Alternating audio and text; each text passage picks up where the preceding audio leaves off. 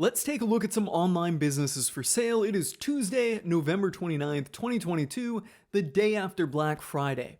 Yesterday on Monday, when I typically look at online businesses for sale, there were not that many of them. I did record a video on one that I don't know if I'm going to run. It was an interesting deal, and ultimately a deal I decided I didn't like. But today, Tuesday, well, there were quite a few more deals that hit the market. Some good stuff to look at here. Right in front of me, we're going to look at a Powersports and Accessories online retailer with 20 million in sales, a successful subscription box in the craft niche. There we go, got it right. And the Shark Tank invested e-commerce for paint/kitchen products. So we'll start with the first one, this Powersports Accessories online retailer with 20 million in sales, listed by Greg Hedgebeth, a broker from Cincinnati Business Brokers. Cash flow $250,000. So ding ding ding. If the hair on the back of your neck did not stand up there, it certainly should, because I just read 20 million in sales, cash flow $250,000. So yeah, that is a small margin. I mean, I guess it's 10% or so, a little over 10%, 15%. No, I guess it's not terrible, but it's like, to me, when I'm reading that, I'm just like, wow, 20 million in sales and you're only getting 250,000. Oh, I can't say that I am just jumping for this one right here. But the asking price, 1.9 million. So a little, I was going to say a little less than 4x. That is a little less than 8x. Holy cow. All right, so that's a pretty steep asking price is what I'm feeling on that. $1 million in inventory. Does it come with that $1 million in inventory is what I'm wondering. Established in 1995, and FF&E, furnitures, fixture, and equipment of $500K. Okay, let's see what we can unpack from a very short listing. Powersports Accessories online retailer, equipment, parts, gear, etc. 20 million sales, 250K in cash flow, 1 million in inventory, 15 employees, 1.9 million asking price, 1,900 brands, 350,000 SKUs, fully automated systems, 90% drop ship. Okay. The next thing that's making the hair on the back of my neck stand up is 90% drop ship, 1 million in inventory. Don't know how that works out. So basically, if it's 90% drop ship, you're doing 20 million in sales, you've got 1 million in inventory. Well, I guess the 1 million is less than 10% of sales. So yeah, I guess it fundamentally works out, but I mean, it's not really, to me, I don't feel like it's a dropship business if you're going to have 1 million in inventory. Anyways, there's clearly, FF&E as well behind this. So that means they do have a physical location. So this doesn't feel like your traditional dropship business. That's for damn sure with the details, although limited. 15 employees and FF&E included in asking price. Inventory included in asking price. Okay, so they're saying, hey, in this 1.9 million, you get 500K of FF&E and also your $1 million worth of inventory, which is good. Right? It's certainly good. And then you're essentially paying a 2x multiple on the business. That gets a little gray as far as what I'll say, because who is to say that the FF&E is 500K legitimately? And I think a lot of business owners, when they want to list their business for sale, really round this number up, or they list it at the amount that they have invested in FF&E, when really now all they've got is a bunch of old and outdated office furniture. Right, that might not even be in good shape. And if you want to move the facility, you have to throw away all of this FF&E anyways. So yeah, the FF&E can kind of be a weird thing. The inventory, who knows what their inventory is? It might be $1 million worth of product, especially if they're drop shipping most of it. It might be the $1 million worth of product that they've just been stuck with over the years. Now, what do I like about the business? I like its revenue, 20 million in revenue. Don't like the cash flow. I like that it's been around since 1995. For an online retailer, that is a very, very, very long time. Almost 30 years at this point. Holy moose. And I like that they've got 15 employees. That is good. That means there's some meat and potatoes, some substance behind the business. The owner doesn't have to know everything about everything out there. So this business here, what do I think about it and who is it really for? Uh, this is going to be, I think, for somebody that is really strategically or really into running very large, high volume online retailers. I don't think that this is really a business for somebody that just wants to get into online retail and run it themselves. I don't think this is a business for them because there's a lot going on here. There's 15 employees. There is a $1 million in inventory, but 1,900 brands, 350,000 SKUs, right? There's so much going on, but behind all of this, and there's 15 people needed to run it, that this is not a, hey, I want to buy an online business type of thing. I think the real value add here is if you can really get into this and really grow your revenue, right? Like it seems like you've got all the infrastructure behind it. You've got 15 employees, you've got the facilities and all that. This is for somebody that is really experienced in the e-commerce world and can really just jump into this and say, hey, we're going to take this thing from 20 million in sales to 50 million in sales and, crank up our cash flow a little bit from 250K to maybe 750K, do some things to improve the cash flow and go on from there. The one thing that's nice about it, again, we don't know how legitimate this is, but that's the 90% drop ship. If you can fundamentally do this without having to finance inventory, it makes it a lot better for somebody that's got that experience. So ultimately, who I see buying this is somebody that already owns multiple e-commerce businesses. Possibly they own their own fulfillment center already, or they do in-house fulfillment, and they've got their warehouse and all that, so that way they can just kind of roll it up into all of their e-commerce brands. Certainly an interesting business, and if you're one of those people, I think this would be a good one to look at. Next up, a successful subscription box in the craft niche with strong cash flow, and it's remote. Listed by a Christine McDaniel, don't know anything about her. Cash flowing 114,000 and change, asking 298,000, so a little less than a 3x multiple, which is fair. Established in 2018, so it's kind of been around. $39,000 in inventory, and the cash flow 114,000 out of 445,000. So this is over a 25% margin, whereas the one we just looked at, the Powersports business here, it's less than, well, not, I want to say less than 10% margin, but it is not less than 10%. It's a little bit more than 10%. Close to a 10%, maybe like an 11 or 12% margin. So the margins here on the subscription box are more than double. It is a top-ranked profitable subscription box business offering crafting products. I know the crafting is a big market. Very successful and scalable subscription box business in the crafting niche. This is 100% remote business, has high recurring revenue, high customer retention, and attractive growth. The subscription box market is growing rapidly, doubling year over year in the last 5 years, and on track to hit $65 billion. This box's crafting niche is also growing attractively at a 5.6% compound annual growth rate, worth $56.96 billion in 2021. Okay, so yada yada yada.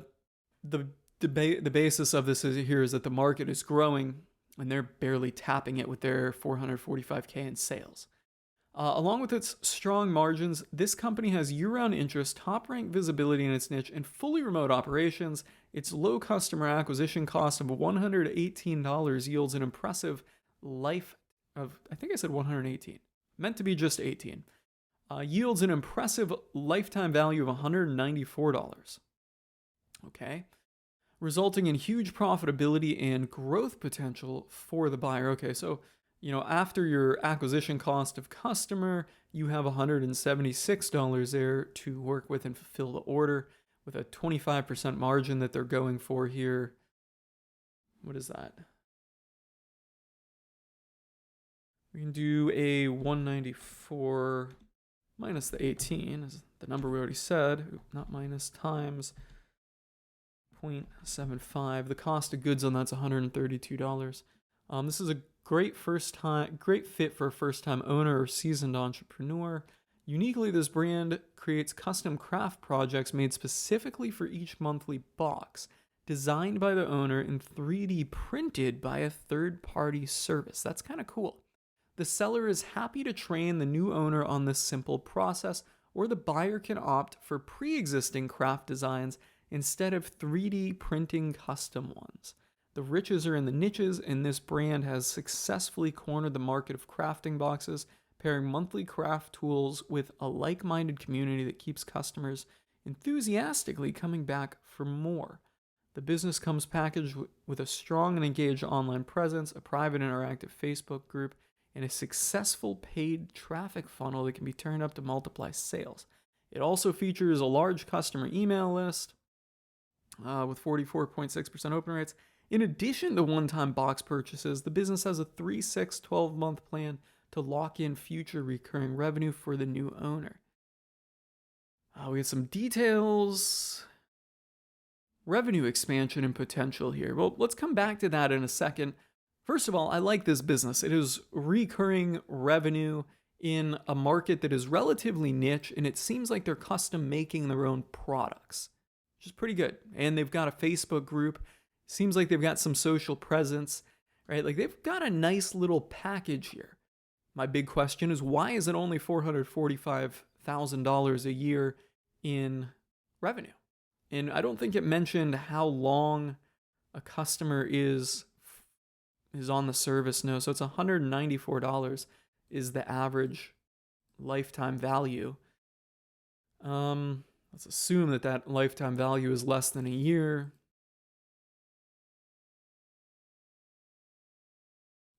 Let's go 445,802 divided by, what was it, the 194. So you need to have 2,297 customers in a year, assuming that lifetime value is less than a year, to make it. So you got to sell quite a few of them, I guess. As I'm looking at the business, number one, I think it's a good business. It certainly seems to check off a lot of boxes here. But my gut feeling is that the LTV is a little low, and I think as a buyer, one of the first things that I would do if I were interested in this business, I'm just going to say it, I am actually interested in this business. That's a first. I would probably come through and see what we could do to increase that LTV. Okay, and then there's revenue expansion potential. Scale ad spend / paid traffic on TikTok, Facebook, Instagram, Google. Currently only explored Facebook ads, but could easily scale ad spend and expand to new paid platforms to directly increase sales. Upgrade referral and influence marketing, increase social media content, optimize email marketing, utilize subscriber surveys, outsource contract marketing. So this is all pretty broad stuff. It's really a factor of what is how should I say this? What is the current owner doing? And when you see things in here like engage email list, okay, that's fine. Maybe there's room to improve it. But there's also the Facebook group. That seems to be good. Seems like there's a lot of social proof. So you have a lot of social proof that you can really lever up possibly in this business. Yeah. A big factor, I think, for anyone buying it is going to be how can you increase customer lifetime value? And maybe that is just increasing cost, but increasing the sales price, but how can you keep them around longer and increase that sales price? And then B, what advertising channels can you really scale up? This seems like a pretty good business, a pretty interesting business, and definitely one for a solopreneur, unlike the Powersports business. Let's go on to our third and final business here that we're going to look at in today's episode of this series. We have the Shark Tank invested e-commerce for paint / kitchen products plus or / 6,000 plus. I guess they have 6,000 plus products. This Shark Tank invested business offers multiple patented and trademark products dealing with paint storage, application, and protection solutions. It also offers a variety of food storage packaging, along with its products in over 6,000 retailers. Sales come from online channels such as its URL. The seller reports sales channels coming from the brand's exposure on the popular hit show Shark Tank, paid marketing, and trade shows. Okay, so it's in the paint storage and other storage products business. When I saw Shark Tank in here, that's really what caught my attention with this business. I was expecting to see a higher revenue. How is this a Shark Tank product that only has $1.2 million in revenue? And I'm guessing, oh, it's Shark Tank invested. I was going to say the answer is they didn't get an investment, but it has been invested. So one of the sharks is invested in it, but we're only at $1.2 million in revenue. Something seems odd there. And then how much ownership equity is this for? Because clearly there's a Shark Tank investment. So how much investment or how much equity do you get for your $1.9 million? Or does the shark get bought out for that? That would be a fair price for the $450,000 in cash flow. And now, while this is an online business in the sense that it is home based and could be ran from probably anywhere you have an internet connection, you have 6,000 retailers to deal with. That's an area that I have no experience in whatsoever. And quite frankly, I don't want to have any experience dealing with 6,000 retailers or a bunch of retailers. So that's something that if you're interested in this business, you would have to cross. Otherwise, there's very limited details on it. Yeah, no further details down below here on this thing. So yeah, I mean, this could be a good business. We really don't know. Really don't have enough to say here, but the big thing I'd be very curious about, if I wanted to buy this business and if I did some further due diligence on it, is why is revenue not higher? And naturally, how could we grow the revenue? EBITDA actually looks very healthy, right? Like you're getting a really good margin on these products. That's more than 30%, probably about 35%. So margin is really good here. This is a certainly interesting listing here, right? And the broker is very vague in what they describe, obviously using the Shark Tank buzzword or buzz name to kind of get people interested, and they know clearly that this EBITDA margin is going to be attractive. So guys, that is all I have for you today in this episode of Online Businesses for Sale. I really don't know what to call it. Are these episodes? It's a series of online businesses for sale that I do weekly or as the businesses come up over the last few months. That has really been like every couple weeks. I've been trying to do it weekly. I'm trying to get back in the habit of doing it weekly here. Because every week I do go through and I review online businesses that are for sale. Usually it's not in batch in a day. It's kind of as they come in and as one catches my attention. But trying to be a little bit more strategic and systematic about reviewing these businesses here and sharing some of the good and interesting ones with you guys, my followers here on YouTube. So on that note, if you found this video helpful and insightful, do me a sweet one and do yourself a sweet one. Well, do me a sweet one and hit the like button. Do yourself a sweet one and hit the subscribe button. And of course, let me know your thoughts on any of these businesses or anything that you feel like I overlooked as I'm reviewing them. Let me know in the comments below. I'm calling it a wrap on this one and signing off.